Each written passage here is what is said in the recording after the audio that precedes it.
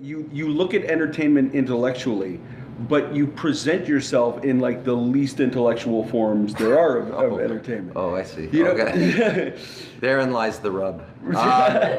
Well, you can look at Kenny versus Spenny, which is, let's be honest, that's what I'm always going to be known for, most likely. And it's hard to imagine two grown-up men walking around with shit in their diapers on TV, that there can be a philosophical underpinning, but there actually is. Okay. And I don't know whether... So it's not just pure jackass with you guys?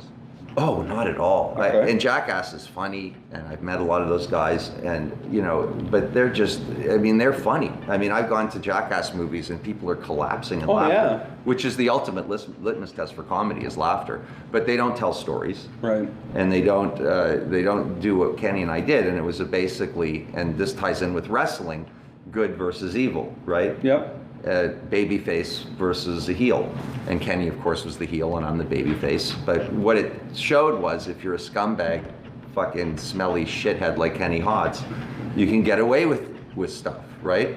And but the philosophical argument in the live show still exists. Who is the better person in the end? You know what I mean? And some people will think Kenny, maybe the majority of people, but I know he's not. I know I am. And I'm gonna keep fighting for that.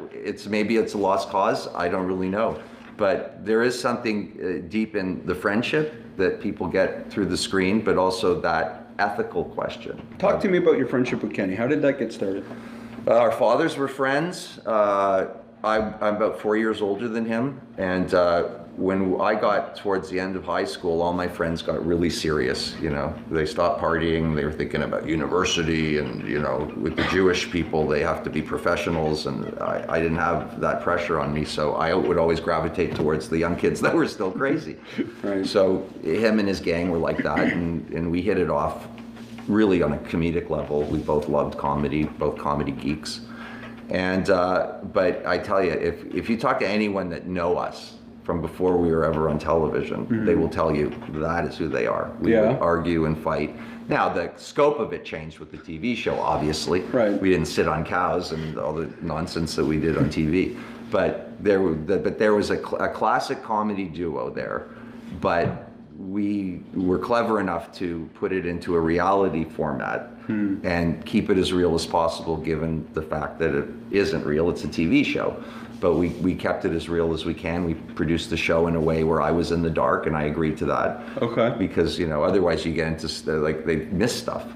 So my camera crew was apprised of what Kenny was going to do, but I wasn't. Okay. So we didn't have to, let's retake this. Mm-hmm. And then it becomes fake, right? So when Kenny, blows air up his ass and farts on the stairway, and I'm like going, that's happening in real time. Okay. Right? Because I didn't know what he was doing downstairs. Right. Everybody else knew, but I didn't know. And it was the only way we could keep it real. So kudos to us. And was it that way throughout the show? Yeah, I mean, sometimes the network interfered, mm-hmm. and it was a TV show, and you had to finish it, and usually shooting schedule was 3 days of shooting. So you had to do it. A few times the network interfered. Kenny's winning too much, that kind of stuff. Nobody ever got it. Like, he could have won every episode, and it would have been okay. Right. But then it became like, when I did win, people really liked it, or right. they hated it, but they didn't know it could happen. Right. So it was important that I did win some. But no, we kept it real. We really tried. How was your...